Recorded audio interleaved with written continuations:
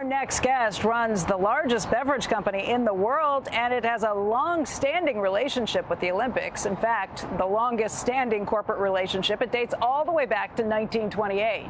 Joining us right now is Coca-Cola CEO James Quincey. And James, it is a pleasure to see you here. Thank you. Great to be here. All right, well, let's talk about what this means. I mean, you're the longest corporate sponsor of the Olympics. You guys are everywhere. I've seen you from the stands. The cup I got yesterday at the gymnastics was a Coca-Cola cup. I see the carts everywhere. I see the signage everywhere. What does this event mean for you all? Look, it's a great long-standing partnership, and we'll be very happy to celebrate 100 years in LA.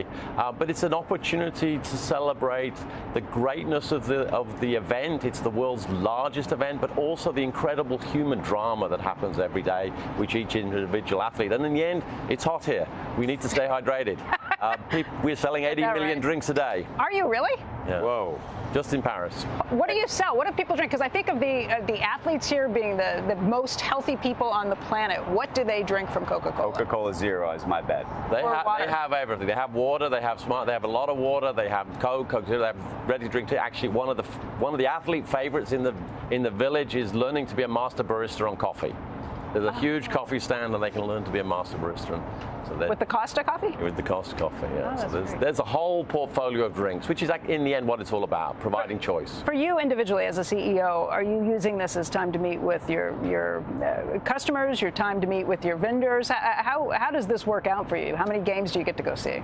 Well, I see a few of them. I mean, in the end, it's got lots of opportunities. There's obviously our customers are here, but also it's an opportunity for consumers around the world to participate and to come and to enjoy the experience of the Olympics. So we use it across a whole set of different fronts, and also to celebrate the local operations in France. The torch relay, which is now done and comes up to the opening ceremony, is a fantastic opportunity to go through every village in France and bring the Olympics to some places which don't see a lot of things and have a moment of celebration.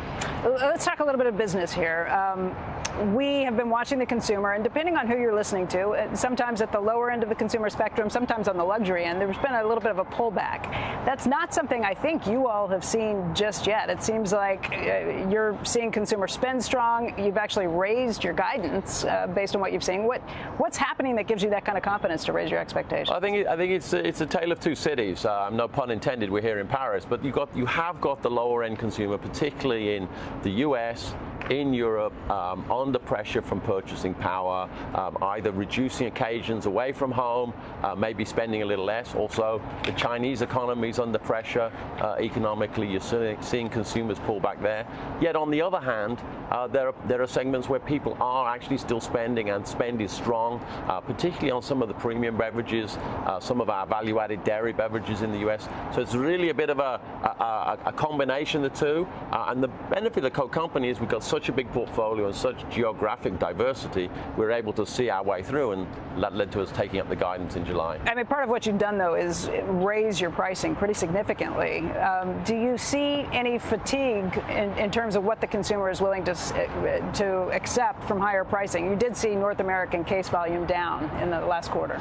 Yeah, I'm for sure the consumer is being more discerning in terms of where they want to spend their money, and I think our strategy, something I'm very focused on, it's not just about passing on cost increases, it's about earning the right to take up the pricing. And therefore you have to deliver value for the consumer, whether it's the marketing, the innovation, the packaging options they have, where they're going to drink it. Without that, the price increases will inevitably erode your volume. So you've got to earn the price increase and make sure it can stick with the consumers. Can I ask you a marketing question? Sure. How much of this what is the correlation between how much money you spend on advertising, and obviously this is a big event for you, and what you actually see on the other end in terms of sales?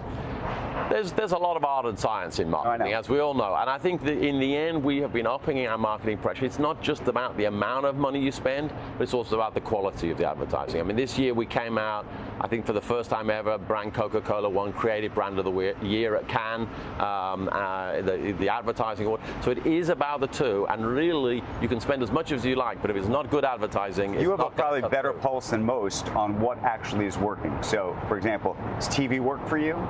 Is Facebook, Instagram better than Twitter, than TikTok? I mean, how do you see the different platforms?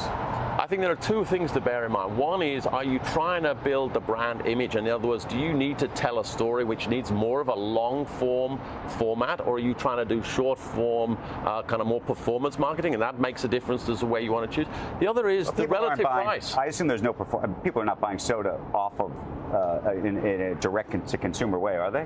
They do. They can add it to their basket of whoever they use from the grocer. Sometimes they can buy for us. But it might be about trying to deliver a very specific message. But also, let's be honest, there's a difference in relative pricing between the different media channels, and that matters too, because it's about the return on the investment. So what consumer sees and what they do with it is also related to how much do I have to spend to get on there.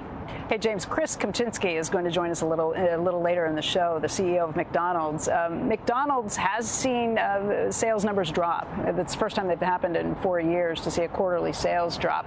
You're a partner with them. They are getting praised by Wall Street right now, just in the last couple of days, because it looks like the value meals they're doing are catching on and bringing consumers back in. You've partnered up with them on that. How does that work? You kick in some cash to help extend that $5 value meal deal?